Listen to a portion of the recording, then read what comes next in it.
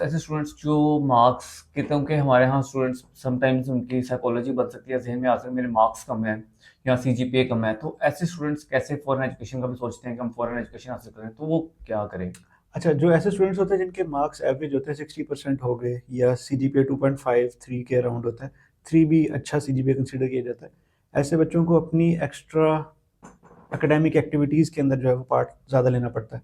Like let's suppose एक बच्चा जिसका CGPA 2.8 है और उसकी रिसर्च के अंदर पोटेंशियल उसका ज़्यादा है, 2 रिसर्च पब्लिकेशन है उसकी, तो उसको यूनिवर्सिटी compete करने के लिए 2 मार्क्स एक्स्ट्रा दे देगी उसकी पब्लिकेशंस के।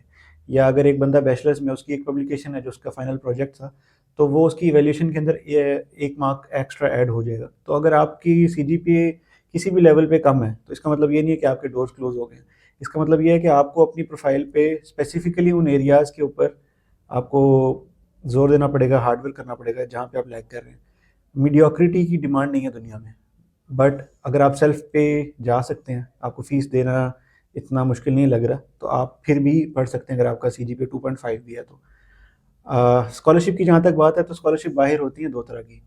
पहली तो होती है आपकी मेरिट बेस्ड, दूसरी होती है आपकी नीड बेस्ड या फाइनेंशियल असिस्टेंस वाली।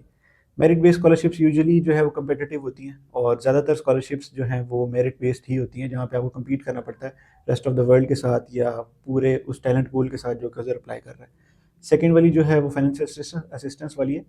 तो फाइनेंशियल असिस्टेंस वाली स्कॉलरशिप्स फ्यू एंड फार होती हैं, काफ़ी कम होती हैं, बट इटली के अंदर स्पेसिफिकली जो ये स्कॉलरशिप्स हैं वो मिल जाती हैं फाइनेंशियल असिस्टेंस की बेस पे, जो कि वो हर बच्चे को देते हैं रिगार्डलेस ऑफ उसका CGPA क्या है। बट उसको कुछ माइलस्टोन्स होते हैं, कुछ क्रेडिट आवर्स होते हैं, वो टाइमली पूरे करने पड़ते हैं, जिसकी वजह से उसको वो स्कॉलरशिप ग्रांट हो जाती है। तो ऐसा नहीं है कि एक बच्चा है जिसका CGPA कम है तो उसके लिए आगे बहुत डार्क और ग्लूमी रियलिटी है।